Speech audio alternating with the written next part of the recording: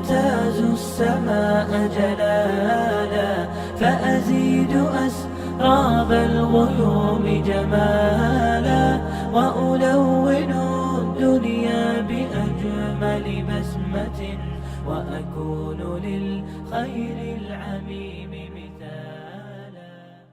ইখলাস, আত্মত্যাগ ও আত্মযোগ্যতা। 25 ডিসেম্বর 1963 ইংরেজি দারুল উলুম নাদওয়াতুল উলামার শিক্ষা সমাপনকারী তালিবানের বিদায়ী অনুষ্ঠান। হযরত মাওলানা সৈয়দ আবুল হাসান আলী নাদভী রাহিমাহুল্লাহ বিদায়ী তালিবানের উদ্দেশ্যে এ ভাষণ প্রদান করেন। তাতে তিনি ওই সকল গুণ ও বৈশিষ্ট্য আলোচনা করেছেন যা ছাড়া তাদের জীবনের উদ্দেশ্য সফল হতে পারে না।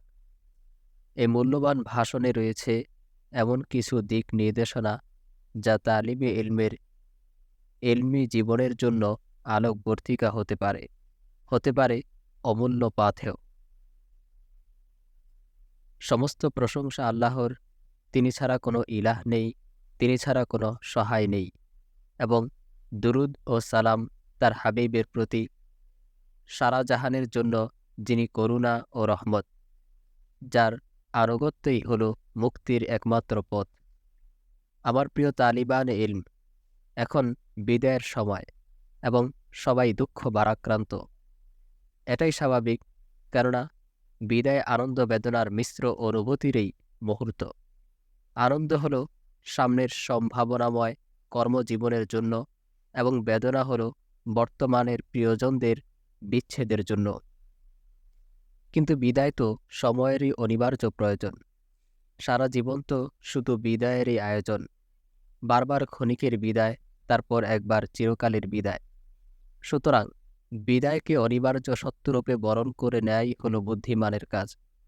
যে মা সন্তানকে শুধু বুকে আগলে এবং আঁচলে ঢেকে রাখেন, কখনো চোখের আড়াল করতে রাজি নন, তাকে যতই মমতাময়ী বলুন, তিনি আদর্শ মা নন। তার সন্তান কখনো বড় হতে পারে না, জীবন সংগ্রামে জয়ী হতে পারে না, এবং জগতের বুকে মাথা উঁচু করে দাঁড়াতে পারে না, কেননা সে তো মায়ের নিরাপদ আঁচলেই লুকিয়েছিল।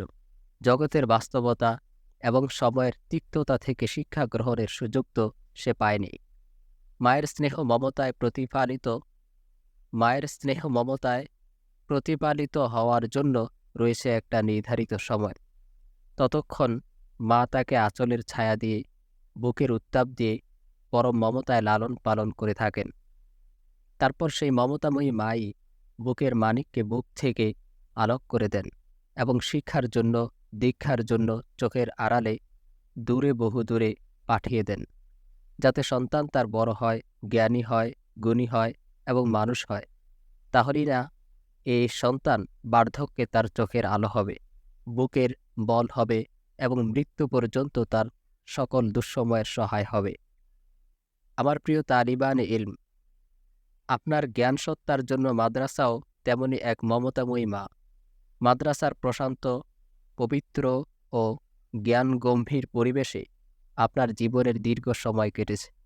সুতরাং এর প্রতিটি ইট পাথরের সাথে এবং এখানকার প্রত্যেক মানুষের সাথে ভালোবাসার নিবিড় সম্পর্ক গড়ে ওঠা খুবই স্বাভাবিক।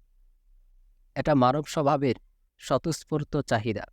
সকল সৃষ্টির মাঝেই আল্লাহ ভালোবাসা ও অন্তরঙ্গতার গুণ রেখেছেন, তবে মানুষের মাঝে এই গুণের প্রকাশ আরও গভীর ও নিবিড়।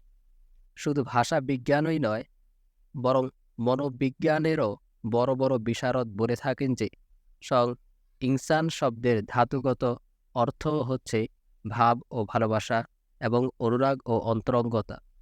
যাই হোক, এদিক থেকে তো এখন আমাদের অন্তরে যথেষ্ট বেদনা ও যন্ত্রণা আছে যে আমাদের মাঝে আজ বিদায় ও বিচ্ছেদের ডাক এসেছে। দীর্ঘদিনের একত্র জীবনের ইতি হতে চলেছে। কত কথা, কত স্মৃতি মনের মণিকোঠায় জমা হয়ে আছে। অথচ কঠিন সত্য এই যে হয়তো অনেক দিন কিংবা কোনোদিন আমাদের আর দেখা হবে না। কিন্তু অন্য দিক থেকে আমরা অশেষ আনন্দিত যে আপনারা সুষ্ঠু, সুন্দরভাবে আপনাদের শিক্ষাকাল পূর্ণ করেছেন। এমন এক নাজুক ও সঙ্গীন সময়ে আপনারা দ্বীনের ইলম হাসিল করেছেন, যখন পরিবেশ সম্পূর্ণ বৈরী, সমাজ থেকে স্বস্তি ও স্থিতি যখন অপসৃত, এবং এখন ঘাত প্রতিঘাতে সবাই যখন বিপর্যস্ত, তারপর আপনারা টিকেছিলেন এবং শিক্ষা জীবনে নির্ধারিত পর্যায়ে উপনীত হয়েছেন। এজন্য আপনারা অবশ্যই আন্তরিক অভিনন্দন লাভের যোগ্য। শিক্ষার সমাপ্তি নেই। শিক্ষার সমাপ্তি নেই। এক্ষেত্রে শিক্ষা সমাপ্তি পরিভাষার বহুল ব্যবহার হয়ে থাকে, কিন্তু এর অর্থ ও মর্ম অনুধাবনে অনেকেই ভুল করে থাকেন। শিক্ষা প্রতিষ্ঠানকে অবশ্যই একটি শিক্ষাকাল নির্ধারণ করতে হবে এবং শিক্ষার্থীকেও তা সমাপ্ত করতে হবে।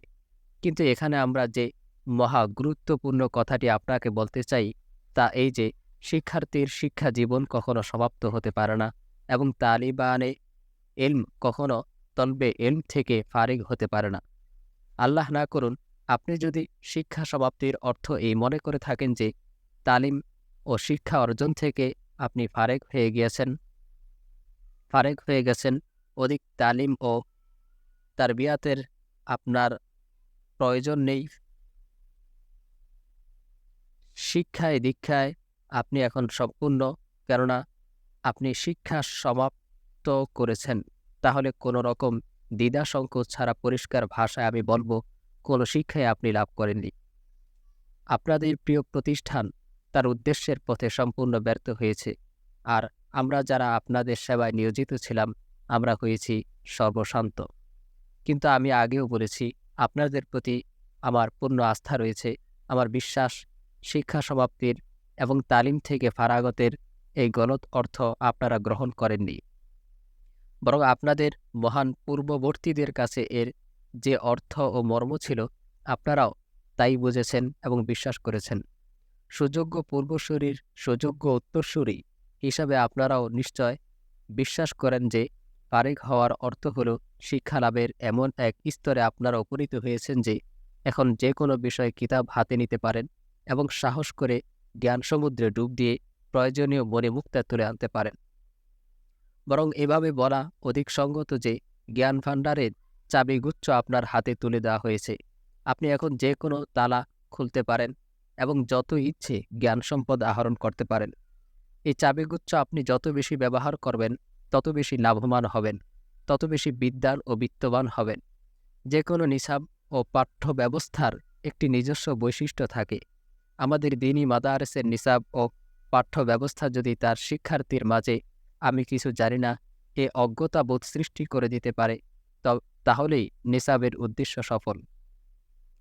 তাহলে এত সব উদ্যোগ আয়োজন এবং এত সব শ্রম ও পরিশ্রম সার্থক। অজ্ঞতা শব্দটি হয়তো অদ্ভুত মনে হবে, কিন্তু পূর্ণ সচেতনভাবেই শব্দটির উপর আমি জোর দিতে চাই। আধুনিক যুগের মানুষ সুশীল ভাষায় এটাকেই জ্ঞান মনস্কতা বলে। এই অজ্ঞতাবোধ কিংবা জ্ঞান মনস্কতা যদি আপনার মাঝে জাগ্রত হয়ে থাকে তাহলেই আপনি সফল, আপনার শিক্ষা জীবন সার্থক। আমি আপনাকে, আপনার শিক্ষা প্রতিষ্ঠানকে এবং আপনাকে গড়ে তোলার কারিগর যারা তাদেরকে অভিনন্দন ও মোবারকবাদ জানাবো। এই ভূমিকা নিবেদনের পর সংক্ষিপ্ত সময়ে আমি আমার বিদায়ী ভাইদের উদ্দেশ্যে 3টি কথা আরজ করব এবং আপনাদের সজাগ দৃষ্টি ও পূর্ণ মনোসংযোগ আশা করব।